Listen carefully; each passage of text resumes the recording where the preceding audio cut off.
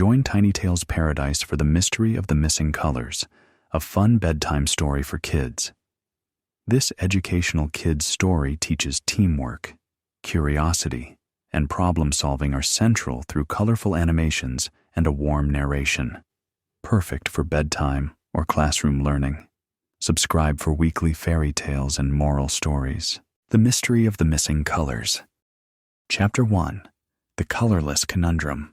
In the vibrant village of Chromeville, where every house sparkled like a jewel and flowers bloomed in hues brighter than a box of crayons, lived a curious girl named Clara.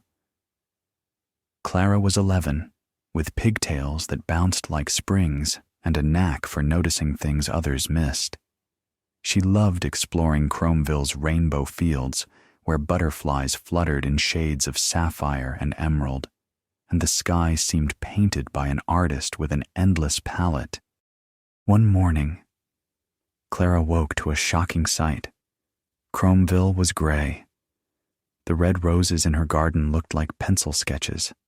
The bluebirds were as dull as dishwater, and even her favorite yellow dress hung in her closet like a faded shadow. What in the world? Clara gasped, rubbing her eyes. Where did all the colors go? Her best friend, a chatty owl named Hugh, flapped onto her windowsill, his feathers a dreary gray. "Clara, it's a catastrophe," he hooted, his usual golden eyes dim. "The colors have vanished. The river's like ink, the trees are like charcoal, and my feathers look like I rolled in ash." Clara grabbed her binoculars and scanned the village. The bakery's pink frosting was gone. The market's green apples were bland, and even the sun seemed to have lost its glow.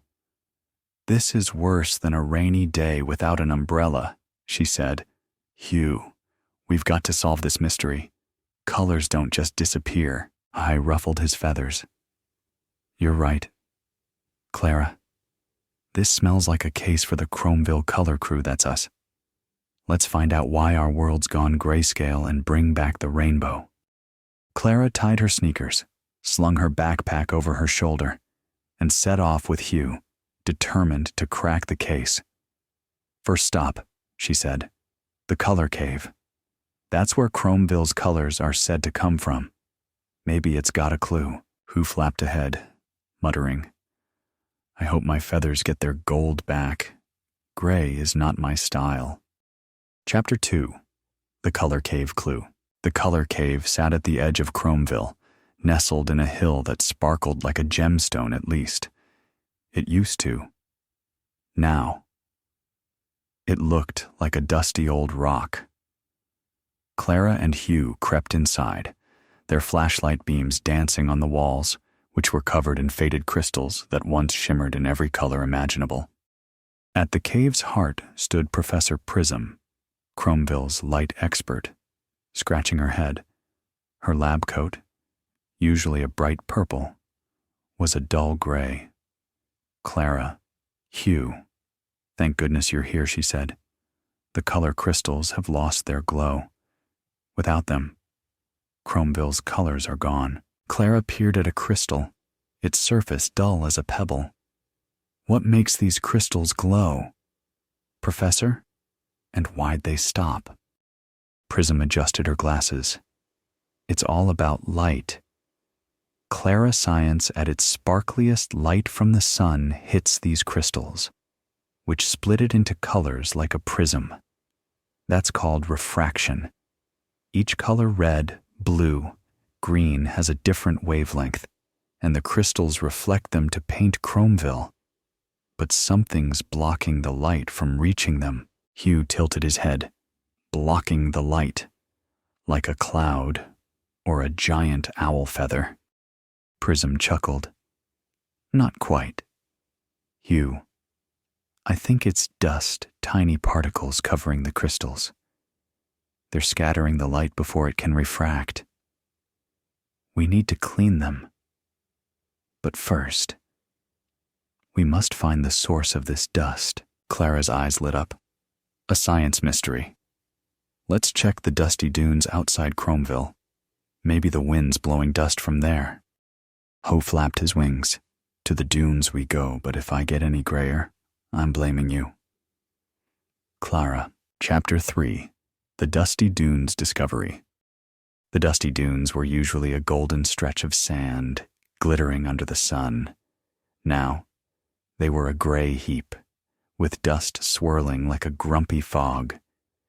Clara and Hugh met Sandy, the dune keeper, who was sweeping sand with a broom and looking glum. "This dust is out of control," Sandy said.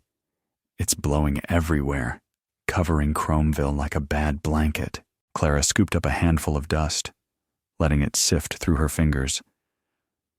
"Why is there so much dust?" "Sandy, is the wind acting weird?" Sandy nodded. "It's science. Clara, meteorology, to be exact. The wind's been extra strong lately, picking up loose sand and dust from the dunes. Normally, plants hold the sand in place with their roots, like nature's glue.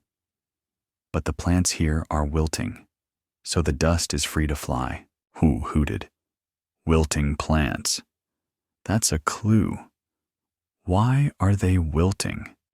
Sandy pointed to a dry stream bed nearby. "No water. The stream that feeds these plants dried up, and without it, the roots can't hold the sand. We need to get that water flowing again." Clara tapped her chin. "So, the stream's the key. If we fix it, the plants grow. The roots hold the sand, and the dust stops covering the crystals. Hugh, let's find that stream source." Hugh flapped excitedly. "Water, plants, colors. Let's save the rainbow. But if I get wet, my feathers will frizz." Chapter 4. The Streamsstopper. Clara and Hugh followed the dry stream bed to the Sparkle Springs, where water usually bubbled like a cheerful fountain. Now, it was a sad puddle, blocked by a pile of rocks. There, they found Bouncy the beaver, a friendly engineer with a hard hat and a worried frown. "Oh, Clara," Hugh Bouncy said, chewing a twig. "My dam's gone haywire. These rocks fell and clogged the spring, stopping the water." Clara examined the rocks, which looked oddly out of place. "Bouncy, how did this happen? Rocks don't just fall into springs." Bouncy scratched his head. "It's physics, gravity, and erosion. The hill above got loose from too much digging by moles. They were hunting for shiny pebbles and weakened the soil. The rocks tumbled down, blocking the spring." Hugh blinked. "Moles. Those little diggers caused this mess. We need to talk to them." Clara nodded. "And we need to move these rocks. Bouncy, can you help with your engineering skills?" Bouncy grinned. "You bet. Let's use levers, simple machines. A long stick and a fulcrum can lift these rocks. It's all about balance and force." Clara and Bouncy found a sturdy branch and a flat stone as a fulcrum. With Hugh cheering and occasionally getting in the way, they pried the rocks free, letting water gush back into the stream. "We did it!" Clara shouted, splashing in the sparkling flow. "Now the plants in the dunes can grow again." Hugh shook water off his feathers. "Great. But now I'm a soggy owl. Let's find those moles and stop their digging spree." Chapter 5. The Mole Mission. Deep in the mole tunnels, Clara and Hugh met Monty, the mole leader, whose tiny glasses glinted in the dim light. His fur, once a glossy brown, was gray from dust. "Sorry about the mess," Monty said, sniffing. "We were digging for shiny pebbles to make jewelry, but we got carried away. The hill's crumbling, and dust is everywhere." Clara knelt beside Monty.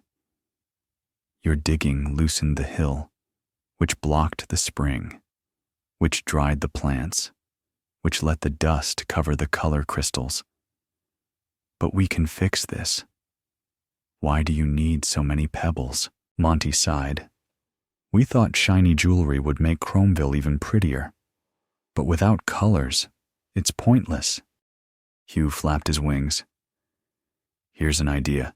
Stop digging and help us plant more dune plants. Strong roots will keep the hill stable, and you can use the pebbles you already have. Clara nodded. It's ecology plants and soil work together to keep things balanced. Monty, if you help us plant, Chromeville's colors will come back, and your jewelry will shine again. Monty clapped his tiny paws. Deal. Let's plant and save the colors. Clara, whew. And the moles spent the day planting dune grass, their roots gripping the sand like tiny anchors. Monty learned to dig shallow holes for seeds instead of deep tunnels. And soon, green sprouts poked through the dunes. Science for the win. Clara cheered. Hugh preened his slightly less gray feathers. Now, let's check those color crystals. I'm ready to be a golden owl again. Chapter 6. The Crystal Comeback. Back at the color cave, Clara, Hugh, and Professor Prism scrubbed the dust off the crystals with soft brushes. As water flowed to the dunes and plants grew, the dust storms calmed. Sunlight poured into the cave, hitting the clean crystals and splitting into a dazzling rainbow. Red, blue, green, and every color in between danced across the walls. It's working, Clara squealed as her pigtails caught a pink glow, the lights refracting again. Prism beamed. You solved it. Clara. The crystals are reflecting colors because the light's no longer scattered by dust. Chromeville's rainbow is back. Hugh spun in a circle, his feathers flashing gold. Hoot, hoot. I'm fabulous again. Clara, you're a science superstar. Outside, Chromeville sparkled once more. Roses bloomed red, bluebirds sang in sapphire hues, and Clara's yellow dress glowed like a sunny day. Villagers cheered, throwing a festival to celebrate the return of color. Clara took the stage. Hugh perched on her shoulder and explained the adventure. We learned that colors come from light splitting in crystals, she said.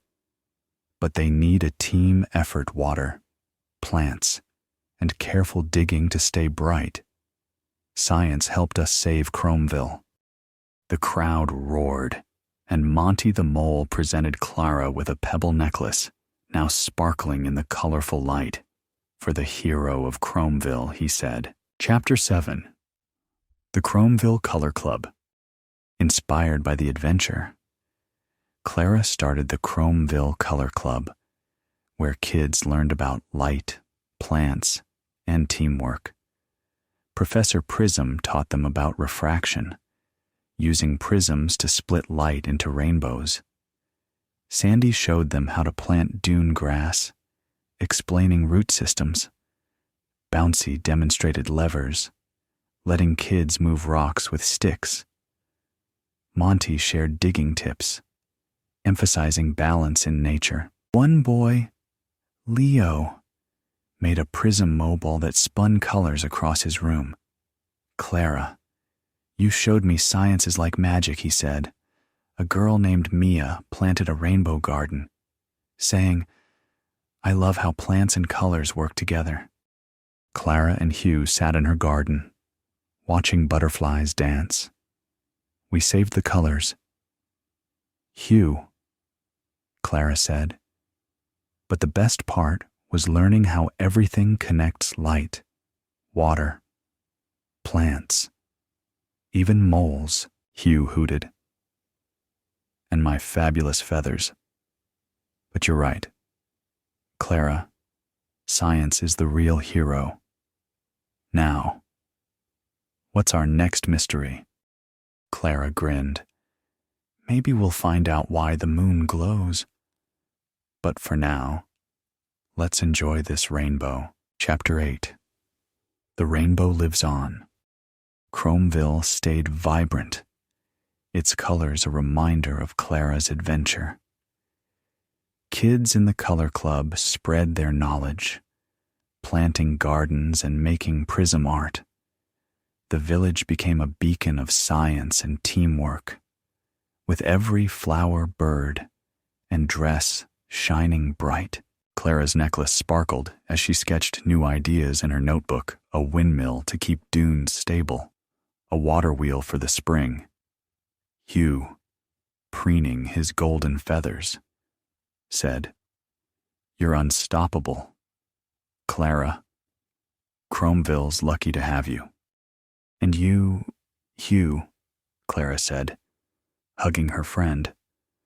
"The mystery of the missing colors taught us that science, curiosity, and friends can fix anything." And so, Chromeville's rainbow glowed forever, a testament to a girl, an owl, and a village that learned to shine together. The end.